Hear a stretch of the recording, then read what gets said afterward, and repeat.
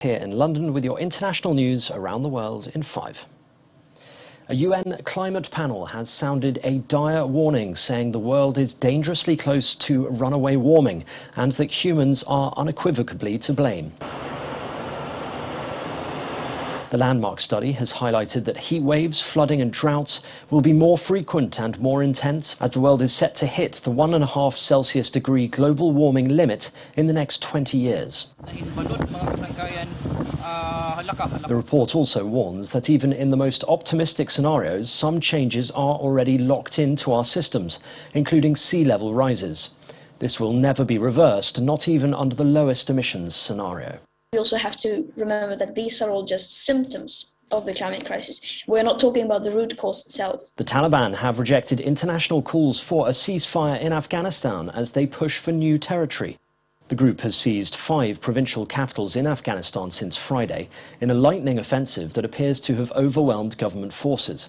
Violence has escalated across the country after US and other international forces began to withdraw their troops following 20 years of military operations.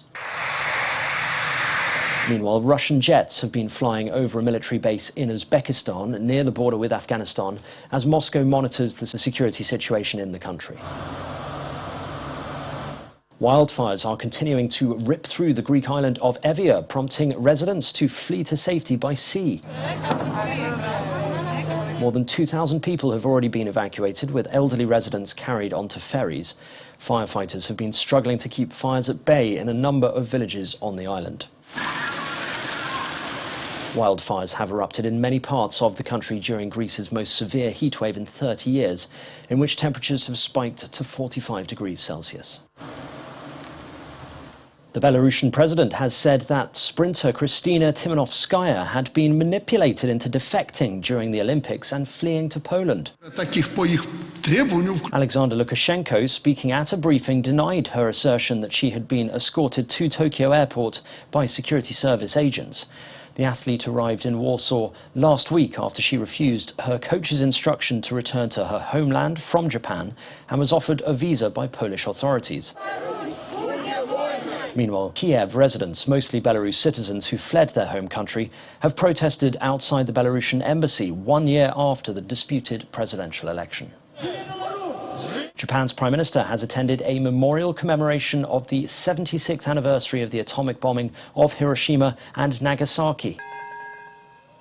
Around 500 participants, including Yoshide Suga, gathered at Nagasaki Peace Park. On August the 6th, 1945, a bomb nicknamed Little Boy was dropped by the US on Hiroshima. 3 days later, another atomic bomb hit Nagasaki. Around 210,000 people were killed by the attacks. France has announced that it will push ahead with the health pass despite widespread protests. President Emmanuel Macron has championed the so-called COVID-19 pass, which is now being extended to cafes, restaurants and air and train travel as a way to curb a fourth wave of the coronavirus and encourage people to get vaccinated.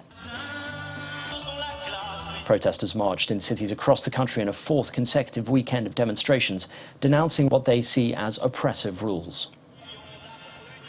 The UN Humanitarian Affairs Agency has said that about 90,000 people have been affected by flash flooding in South Sudan's eastern Jonglei state. The UN said local authorities had reported over 70,000 affected people in Ayod and Canal counties, and many were experiencing this for the second time since May. Heavy rains have submerged homes and agricultural fields, forcing families and their livestock to flee to higher ground. And finally, Neanderthals may have been closer to our species of prehistoric modern humans than previously believed after cave paintings were found in Spain. Red ochre pigment discovered on stalagmites in the caves of Ardales near Malaga in southern Spain were created by Neanderthals around 65,000 years ago, making them possibly the first artists on Earth. Pigments were made in the caves at different times, up to 15,000 and 20,000 years apart, and dispel an earlier suggestion that they were the result of natural oxide flow rather than being man-made.